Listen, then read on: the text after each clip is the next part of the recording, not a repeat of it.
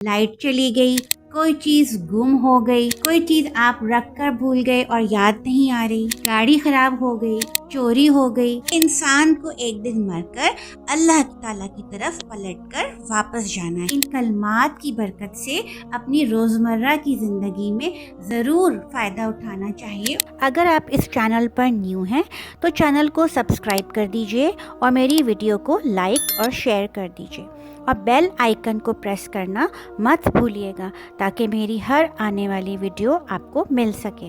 बिस्मिल्लाहिर्रहमानिर्रहीम। अस्सलाम वालेकुम। इंसान को ज़िंदगी में बेशुमार मसाइब, मुश्किलात और तकलीफ़ का सामना करना पड़ता है। कोई तकलीफ़ इंसान के जिस्म को मुतासिर करती है तो किसी से उसका दिल मुतासिर होता है और किसी तकलीफ़ से इंसान माली खसारे का शिकार हो जाता है। कभी औलाद के मामले में तकलीफ़ पहुंचती है तो कभी अहले खाना या शरीक हयात की तरफ से दिल आज़ारी इंसान को अजियत में मुब्तला कर देती है। गर्ज ये कि इंसान को एक नहीं बल्कि कई पहलुओं से मसाइब और मुश्किलात से दो चार होना पड़ता है। ये मसाइब और मुश्किलात दरअसल अल्लाह ताला की तरफ से आजमाइश होती हैं और जो इंसान इन आजमाइशों पर पूरा उतरता है, उन पर सब्र करता है और उनके तकाज़ों को पूरा करता है, वावेला और शोर मचाने के बजाय अल्लाह ताला से इस्तिकामत की दुआ करता है, अल्लाह ताला उसको दुनिया और आखिरत में बुलंद मकाम और मर्तबे से नवाजता है। कुरान करीम में अल्लाह ताला ने बंदे मोमिन के ईमान की आजमाइश का जिक्र सूरह बकरा की आयत नंबर 155 से 158 में कुछ इन अल्फाज में किया है, और हम ज़रूर तुम्हें खौफ व ख़तर, फाका कशी, जानो माल के नुकसानात और आमदनियों के घाटे में मुब्तला करके तुम्हारी आजमाइश करेंगे। इन हालात में जो लोग सब्र करें और जब कोई मुसीबत पड़े तो कहें कि हम अल्लाह ही के लिए हैं और अल्लाह ही की तरफ हमें पलट कर जाना है, उन्हें खुशखबरी दे दो, उन पर उनके रब की तरफ से बड़ी इनायात होंगी, उसकी रहमत और उन पर साया करेगी और ऐसे ही लोग राहे रास्त पर हैं। इन आयात में ख़ास तौर पर इन्ना लिल्लाही व इन्ना इलैहि राजिऊन में अल्लाह ताला ने अब्द और माबूद के रिश्ते को इंतहाई खूबसूरती से वाज़ेह किया है। बंदे मोमिन जब अपनी ज़बान से इन्ना लिल्लाही कहता है तो इसका ये मतलब होता है कि वो ये इकरार कर रहा है कि हम सब अल्लाह ताला की मिल्कियत हैं, हमारा जीना और हमारा मरना हर चीज़ अल्लाह ताला के हुक्म के ताबे है। ये आयत इंसान को अपनी बंदगी, अपनी कम माएगी, बेबसी और अल्लाह ताला का गुलाम होने का एहसास दिलाती है, और जब वो इन्ना इलैहि राजिऊन पढ़ता है तो इसका ये मतलब होता है कि इंसान को एक दिन मरकर अल्लाह ताला की तरफ पलटकर वापस जाना है। ये आयत इंसान के दिल में मौत के तस्वुर को ताज़ा रखती है, दुनिया की मोहब्बत और दुनिया की फ़ानी चीज़ों से इंसान के दिल में बेरग़बती पैदा करती है। इस आयत से हमें सब्र व तहम्मुल और अल्लाह ताला पर तवक्कुल करने की तलकीन मिलती है। हमें ये एहसास होता है कि ये तमाम मुश्किलें, आजमाइशें और मसाइब अल्लाह ताला की तरफ से हैं और इन पर सब्र करने पर अल्लाह ताला ही हमें बेशुमार अजर व सवाब से नवाजेगा। इसके अलावा हमारे ये आम मुशाहदे में है कि ये कलमात अक्सर ताज़ियत के लिए भी इस्तेमाल होते हैं।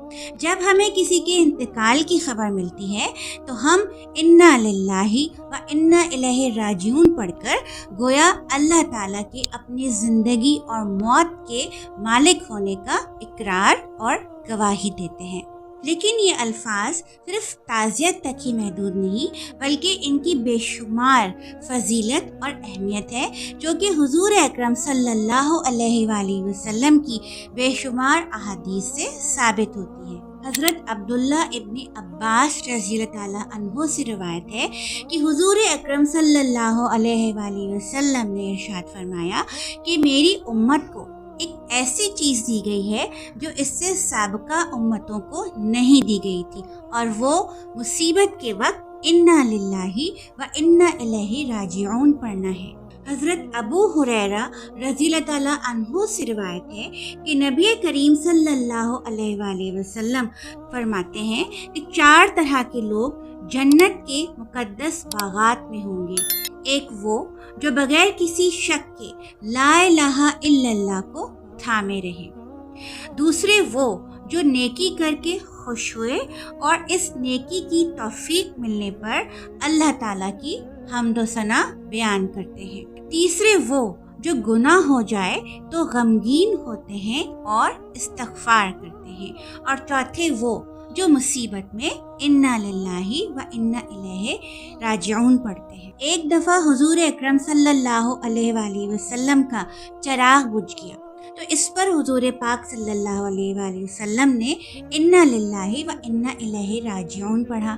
اس پر عرض کی گئی کہ یا رسول اللہ، کیا اس موقع پر بھی یہ کلمات پڑھے جاتے ہیں؟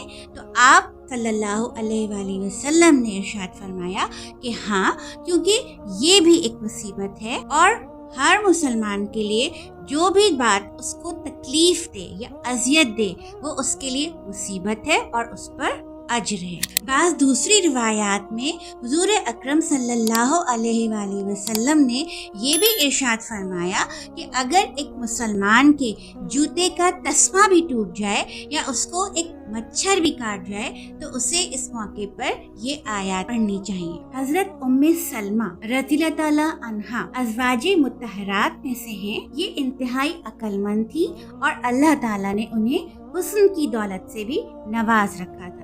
حضرت ام سلمہ فرماتی ہیں کہ ایک دن میرے شوہر ابو سلمہ مسجد نبوی سے تشریف لائے اور انتہائی خوشی کے ساتھ فرمانے لگے کہ آج میں نے حضور پاک صلی اللہ علیہ وآلہ وسلم سے ایک ایسی حدیث سنی ہے جو پہلے کبھی نہیں سنی تھی، جس سے مجھے بہت خوشی ہوئی ہے، اور وہ یہ ہے کہ جب کسی مسلمان کو تکلیف پہنچے تو وہ انا للہ و انا الیہ راجعون پڑھے اور اس کے بعد یہ دعا کرے، اللہم اجرنی فی مصیبتی و اخلف لی خیرم منہا۔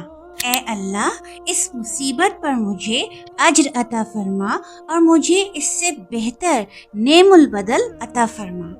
حضرت ام سلمہ فرماتی ہیں کہ میں نے اس حدیث کو یاد کر لیا۔ اللہ کی قدرت کہ کچھ عرصے بعد ابو سلمہ کا انتقال ہو گیا اور میں نے اس حدیث کو پڑھ لیا۔ میرا ایمان اللہ تعالیٰ پر مکمل مضبوط تھا، لیکن دل میں یہ خیال بار بار آتا تھا کہ مجھے ابو سلمہ سے بہتر شوہر کہاں سے ملے گا۔ لیکن جب میری عدت ختم ہوئی تو خود حضور پاک صلی اللہ علیہ وآلہ وسلم نے مجھے نکاح کا پیغام بھیجا، یعنی اللہ تعالیٰ نے اس دعا کی برکت سے مجھے ابو سلمہ سے زیادہ بہتر بلکہ پوری کائنات کے بہترین انسان عطا فرما دیے۔ ان احادیث کی روشنی میں ہمیں ان کلمات کی برکت سے اپنی روزمرہ کی زندگی میں ضرور فائدہ اٹھانا چاہیے اور اس کی برکات کو سمیٹنا چاہیے۔ مصیبت یا پریشانی چاہے کسی بھی نوعیت کی ہو، چاہے وہ رزق کی تنگی میں ہو، روزگار یا جاب چھوٹ جانے کی ہو، اولاد کی نافرمانی کی ہو، میاں بیوی کے کشیدہ تعلقات کی ہو، سسرال میں سختی کی ہو، یا کوئی معمولی نوعیت کی ہو، جیسے کہ لائٹ چلی گئی، گیس کی لوڈ شیڈنگ ہو گئی، سودا خراب نکل آیا، کوئی چیز گم ہو گئی، کوئی چیز آپ رکھ کر بھول گئے اور یاد نہیں آ رہی، یا ماسی نہیں آئی، گاڑی خراب ہو گئی، کسی کیڑے نے کاٹ لیا، چوری ہو گئی، ساس نے یا کسی باس نے کوئی تلخ بات کہہ دی، بچے بہت زیادہ تنگ کر رہے ہیں۔ ان تمام مصائب پر آپ ان کلمات کو ضرور پڑھیے، خاص طور پر وہ بچیاں جو طلاق یافتہ ہوں یا بیوہ ہو گئی ہوں یا کسی وجہ سے ان کا رشتہ یا منگنی ٹوٹ چکی ہو، ان کو تو یہ دعا ضرور پڑھنی چاہیے۔ اللہ تعالیٰ سے دعا ہے کہ وہ ہمیں ہر ایسی آزمائش سے جو ہماری برداشت سے باہر ہو اس سے محفوظ رکھے اور ہمیں ہر تکلیف اور مصیبت پر بہترین اجر عطا فرمائے۔ آمین۔